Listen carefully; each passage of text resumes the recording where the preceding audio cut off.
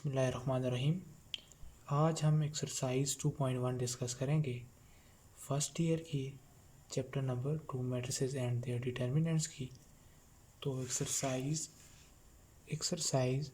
1.2.1 discuss करेंगे। तो उसमें सबसे पहला क्वेश्चन क्या है?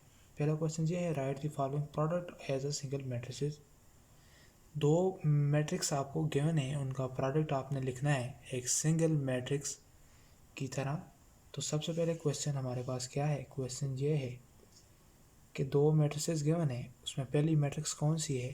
पहली मैट्रिक्स है 2 -1 3 -4 -1 और 3।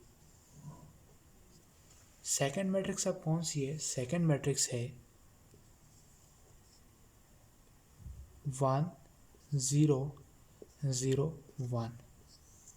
ऑलरेडी डिस्कस कर चुके हैं कि दो मैट्रिसेस आपस में उस वक्त मल्टीप्लाई होती हैं जब पहले के नंबर ऑफ कॉलम इक्वल हों दूसरे की नंबर ऑफ रोज़ के।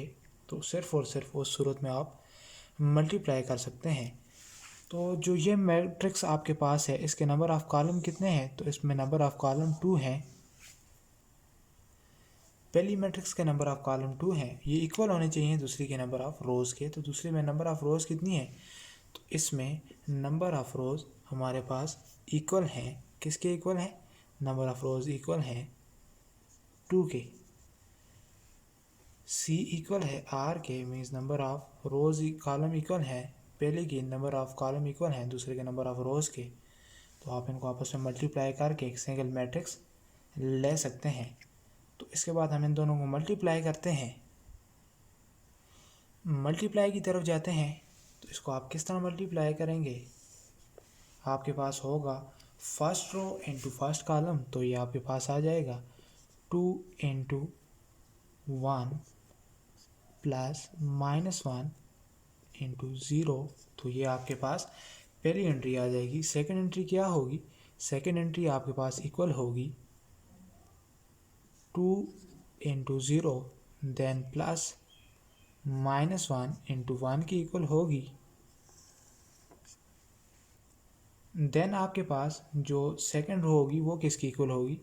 सेकंड रो इक्वल होगी 3 इंटू 1 प्लस -4 इंटू 0। और थर्ड रो इक्वल होगी 3 इंटू 0 प्लस -4 इंटू 1 की इक्वल होगी।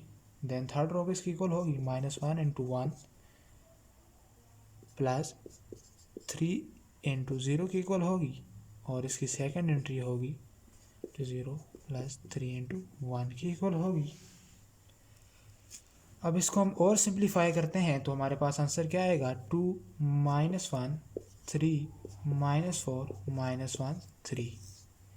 ये इस मैट्रिक्स दो मैट्रिक्स जो हमें गिवन थी उसको हमने एक सिंगल मैट्रिक्स की फॉर्म में लिखा है। उसके बाद हमारे पास जो सेकंड पार्ट इसका है, तो उसमें ये दो मैट्रिसेस आपके पास गिवन है, इसको भी आप लिखेंगे एक सिंगल मैट्रिक्स की तरह। तो किस तरह लिखेंगे?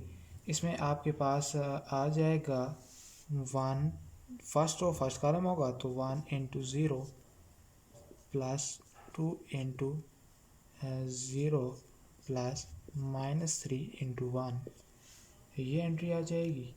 और दूसरी एंट्री आपके पास इक्वल होगी, किसकी इक्वल होगी? दूसरी एंट्री इक्वल होगी 1 into 0 plus 2 into 1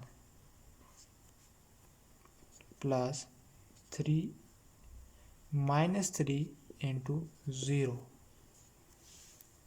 first entry second entry. अब इसके बाद हम इसके नीचे ही लिख रहे हैं थर्ड एंट्री, तो वो इक्वल होगी 1 into 1 plus 2 into 0 plus -3 into 0।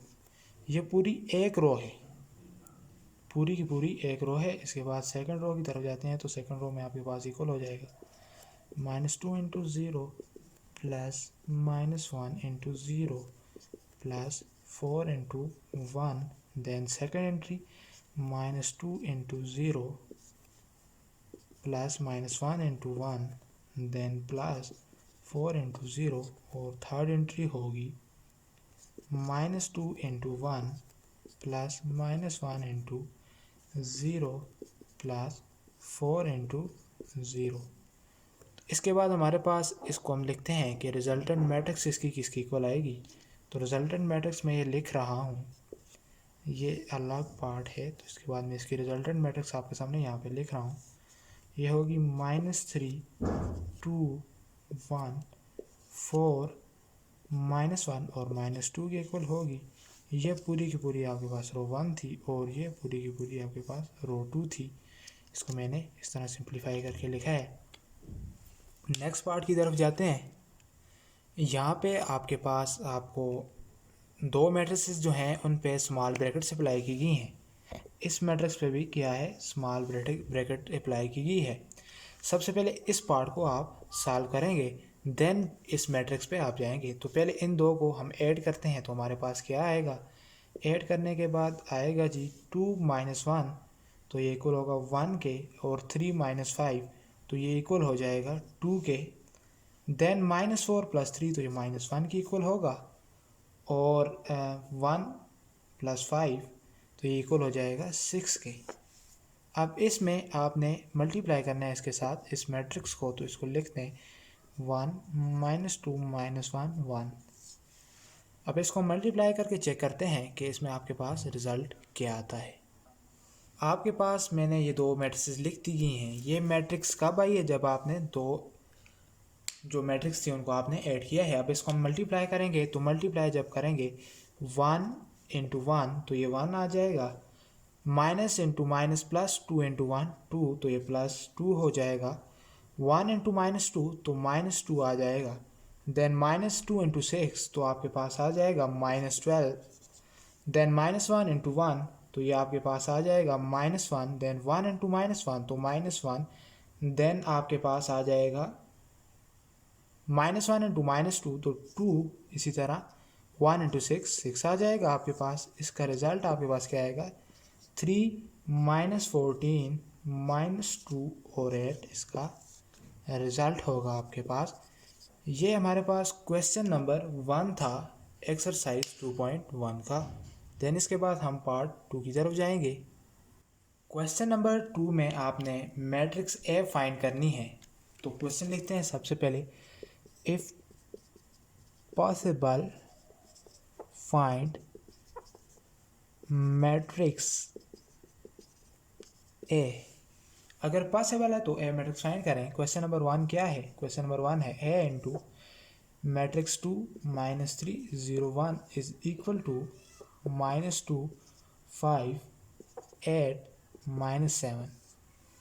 Then आप इसको नाम दे दें बी का, तो बी मैट्रिक्स इक्वल हो जाएगी 2 -3 0 1, और सी का नाम इसको दें, सी मैट्रिक्स इक्वल हो जाएगी -2 5 8 -7 की इक्वल हो जाएगी। देन आपके पास अगर इसको ए का नाम दिया है इसको, देन बी का, तो ए बी इक्वल हो जाएगा सी के, तो ए मैट्रिक्स हो जाएगी सी इंटू बी इनवर्स। तो आपने बी इनवर्स फाइंड करना है, तो बी इनवर्स इक्वल होता है 1/बी determinant into adjoint of B. तो सबसे पहले बी डिटर्मिनेंट फाइंड करेंगे, उसके बाद आगे आप प्रोसीड करेंगे। बी डिटर्मिनेंट किसकी इक्वल होगा, तो इन दो एंट्रीज को मल्टीप्लाई करेंगे 2 × 1, देन माइनस साइन, और इन दो को मल्टीप्लाई करेंगे तो ये 2 और -0 हो जाएगा, तो ये 2 डिटर्मिनेंट आ जाएगा आपका, नॉट इक्वल टू 0 है, तो बी इनवर्स एग्जिस्ट करेगा। अगर 0 के इक्वल आता तो सिंगुलर मैट्रिक्स होती और आपके पास इसका इनवर्स एग्जिस्ट ना करता। देन एडजॉइंट किसकी इक्वल आ जाएगा, तो इन दो की प्लेसेस चेंज करें तो ये हो जाएगा 1 2, और इन दो के साइन चेंज करें, प्लस लिखें या ना लिखें कोई फ़र्क नहीं पड़ता। देन बी इनवर्स इक्वल हो जाएगा 1/बी डिटर्मिनेंट, तो ये 2 की इक्वल है, इंटू एडजॉइंट ऑफ बी, तो एडजॉइंट ऑफ बी किसकी इक्वल है, माइनस एडजॉइंट ऑफ बी किसकी इक्वल है 1302 के। और अगर आप इससे ए मैट्रिक्स फाइंड करना चाहते हैं तो क्या हो जाएगा, ए मैट्रिक्स इक्वल हो जाएगी 1/2 into 1302 multiply by C matrix. तो सी हमें गिवन है -2 5 8 -7। जब आप इसको सिंप्लीफाई करेंगे तो आपके पास आंसर क्या आएगा, आंसर आएगा -1 2 -1 2 देन -1 2 और इसको मल्टीप्लाई करें तो आ जाएगा 4 और 5। ये आपके पास पार्ट 1 का आंसर होगा। आपको यहाँ तक किसी किस्म का अगर कोई भी मसला हो तो आप कमेंट बॉक्स में पूछ सकते हैं, मैं आपको इंशाल्लाह आंसर करूँगा। अब इसके बाद हम इसके पार्ट नंबर 2 की तरफ जाते हैं। तो पार्ट नंबर 2 में भी हमें एक मैट्रिक्स फाइंड करनी है। तो यहाँ पर भी आपको ए मैट्रिक्स फाइंड करनी है। तो ए मैट्रिक्स इक्वल आ जाएगी, इसको बी का नाम देंगे तो जिस तरह के पहले पार्ट में किया थी, इंटू बी इनवर्स इक्वल होगा 1 B determinant into adjoint of B. तो बी डिटर्मिनेंट किसकी इक्वल होगा, तो बी मैट्रिक्स ये होगी, मैं इसको शॉर्ट तरीके से सॉल्व करता हूँ, -6 इंटू 2 और माइनस साइन यूज़ करेंगे तो -3 इंटू 4। जब आप इसको सॉल्व करेंगे तो आपके पास आंसर क्या आएगा, आंसर आपके पास आ जाएगा 0। तो इसका मतलब है बी डिटर्मिनेंट इक्वल आ गया तो 0 के, तो ये एक सिंगुलर कौन सी मैट्रिक्स है, सिंगुलर मैट्रिक्स है। और आपके पास B inverse does not exist. जब बी डिटर्मिनेंट 0 की इक्वल आ जाए तो उस वक्त इनवर्स एग्जिस्ट नहीं करता, इसलिए आप ए मैट्रिक्स फाइंड नहीं कर सकते। सिमिलरली ये आपके पास एक और क्वेश्चन है, इसका पार्ट नंबर 3। इसमें भी ए मैट्रिक्स फाइंड करनी है। तो सबसे पहले उस तरह ही होगा, ए बी हो जाएगा सी के equal. Then A matrix find करनी हो तो C A B into B inverse हो जाएगा। बी इनवर्स इक्वल होगा 1 B determinant into adjoint of B के। तो बी डिटर्मिनेंट आप फाइंड करें, आपके पास आएगा 10। बी डिटर्मिनेंट 10 आ जाएगा। देन आप फाइंड करेंगे बी इनवर्स। तो बी इनवर्स 1 बी डिटर्मिनेंट की इक्वल होता है इंटू एडजॉइंट किसकी इक्वल आ जाएगा, बी का। इन दो की प्लेसेस चेंज करें, 4 1, इन दो के साइंस चेंज करें, 2 -3। देन आपके पास ए इक्वल हो जाएगा 1/10 इंटू 4 2 -3 1 1 0 0 1 की इक्वल। इन दो मैट्रिसेस को मल्टीप्लाई करेंगे तो आ जाएगा 1/10 इंटू 4 + 0 2 + 0 0 -3 0 + 1।